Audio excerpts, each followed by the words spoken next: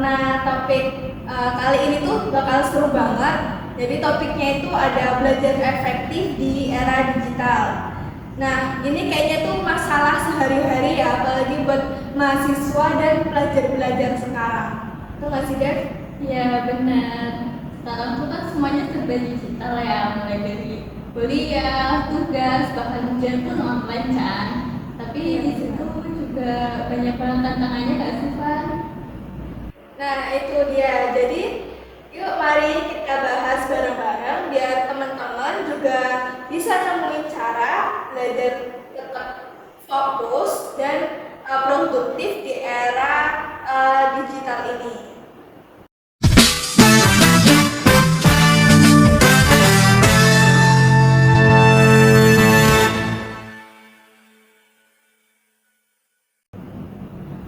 Halo teman-teman, selamat datang di podcast Eduzone. Di sini kita bakal ngobrol-ngobrol santai, tapi pastinya bakal ada banyak ilmu yang kita dapetin. Di sini bareng aku Ivana dan di sini bareng narasumber kita yang keren banget, ada Devi. Halo Devi. Halo Ivana, halo juga buat semua pendengar Edison. Wah seneng banget ya, akhirnya kita bisa ngobrol bareng hari ini. Ya, karena topik kali ini tuh bakal seru banget. Jadi topiknya itu ada belajar efektif di era digital. Nah, ini kayaknya tuh masalah sehari-hari ya, apalagi buat mahasiswa dan pelajar-pelajar sekarang. Tuh nggak sih, Dev? Iya benar. Sekarang tuh kan semuanya serba digital ya, mulai dari kuliah, tugas, bahkan ujian pun online kan. Tapi di situ juga banyak banget tantangannya nggak sih, Van? Nah, itu dia. Jadi, yuk mari kita bahas bareng-bareng biar teman-teman juga bisa nemuin cara belajar tetap fokus dan produktif di era digital ini.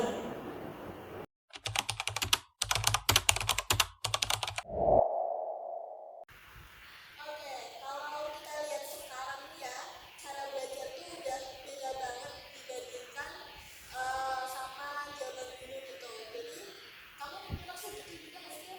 Iya benar, kayak zaman dulu tuh kan belajar identik sama buku catatan, sama perpustakaan kan. Ya, tapi zaman sekarang tuh kan semuanya serba digital, semuanya ada di layar nih. Kalau kamu tinggal klik aja tuh semua keluar informasinya. Iya ya, enak sih ya kayak gitu ya sekarang. Tapi kadang tuh dengan kemudahan itu tuh malah informasi yang kita dapetin itu kan terlalu banyak gitu kan, Dev. Jadi tuh susah gitu loh kayak mempercayai mana yang benar mana yang enggak gitu. Nah iya benar, itu juga ada istilahnya toh kan. Oh iya, apa tuh? Itu namanya information overload. Jadi otak kita itu diserang informasi dari berbagai sumber, tapi itu nggak semuanya penting. Nah makanya literasi digital itu penting banget buat kita buat milih sama nilai informasi yang kredibel. Aku setuju sih. Jadi tuh belajar di era digital itu bukan cuma soal kita punya akses internet gitu ya, tapi juga gimana sih kita bijak dalam gunainnya. Nah iya benar, teknologi itu kalau kita gunainnya dengan benar itu bakal bantu banget. Tapi kalau kita nggak bisa gunainnya, kita bakal stres sendiri, Pak. Benar banget ya.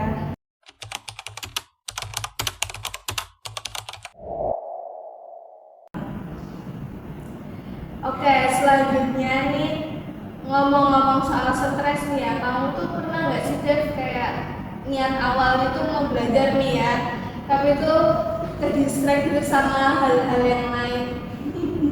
Sering banget aku tuh, Pak. Kayak misalnya aku udah niat buka laptop nih buat cari materi, malah ujung-ujungnya tuh scroll TikTok. Waduh, pasti teman-teman di sini juga, teman-teman penonton juga sering banget ya ke-distract kayak gitu.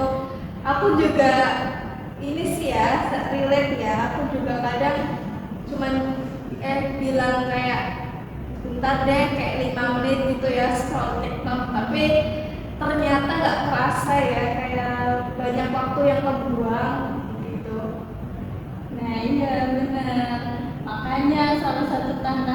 terbesar di era digital itu ya distraksi. Kita harus bisa atur strategi buat fokus gitu kan.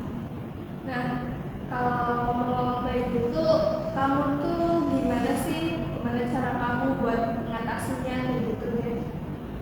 Biasanya sih aku pakai teknik Pomodoro yang 25 menit belajar, yang 5 menit istirahat gitu. Itu tuh aku lakuin berulang kali. Kalau di aku sih lumayan efektif ya. Oh, teknik Pomodoro itu kayaknya lumayan familiar ya. Aku juga pernah coba sih dan ya lumayan ya. Maksudnya rasanya kan lebih ringan karena apa? Kita nggak terus-terusan fokus gitu, ada jeda istirahatnya gitu. Nah iya benar. Selain itu penting juga buat bikin suasana belajar yang nyaman, kayak belajar di tempat yang tenang, mati notifikasi HP gitu.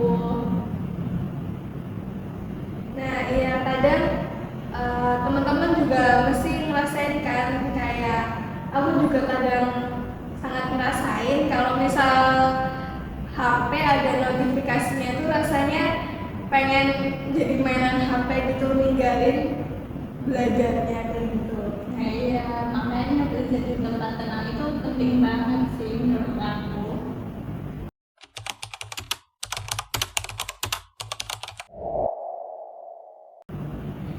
Nah, selanjutnya kalau distraksinya udah bisa kita atasi dengan tadi menjauhi HP kayak gitu dan belajar di tempat tenang, tinggal gimana sih cara belajar yang lebih efektif kayak gitu. Kalau kamu tuh ada nggak sih Dev tips dan trik itu biar belajar itu lebih efektif?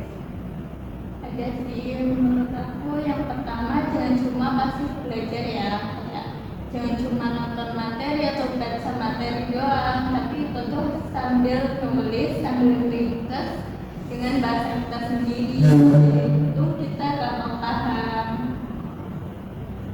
Aku setuju sih kalau kayak gitu, karena menurut aku juga kalau cuman kita baca materinya itu biasanya tuh bakal cepat lupa kan, kayak nggak nempel gitu di otak. Tapi kalau kita sambil nulis kayak gitu tuh kadang apa namanya, gampang keinget dan lebih lama gitu keinget di otaknya kayak gitu. Nah iya betul itu.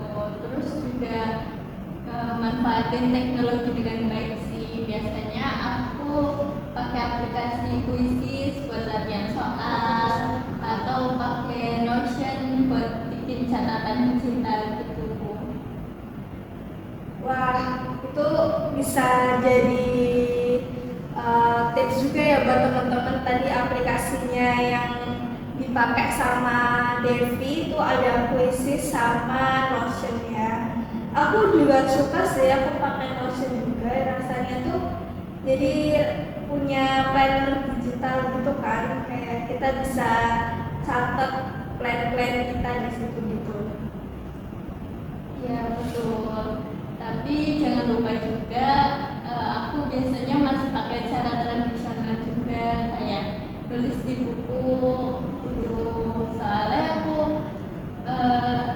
baca-baca dari penelitian itu kalau kita nulis manual itu bisa bantu meningkatin daya ingat kita.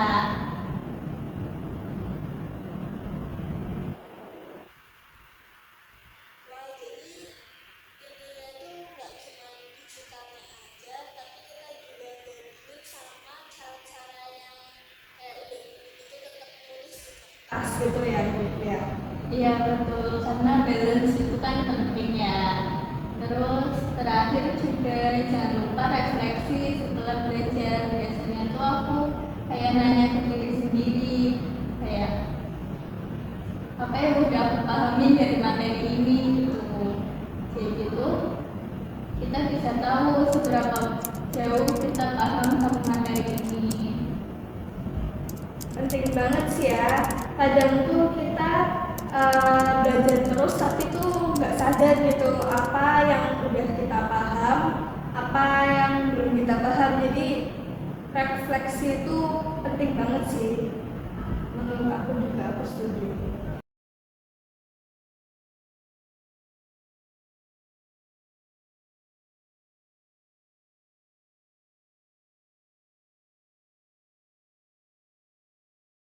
Oke, nggak kerasa ya, udah banyak banget hal-hal yang udah dibahas dalam kesempatan kali ini. Dari tadi ada perubahan cara belajar, terus juga ada tantangan-tantangannya, terus ada juga strategi gimana biar belajar kita itu lebih efektif dan lebih produktif. Ya, jadi intinya tuh teknologi bisa bantu kita berbelajar asalkan kita bisa ngatur waktu dan ngatur fokusnya dengan baik.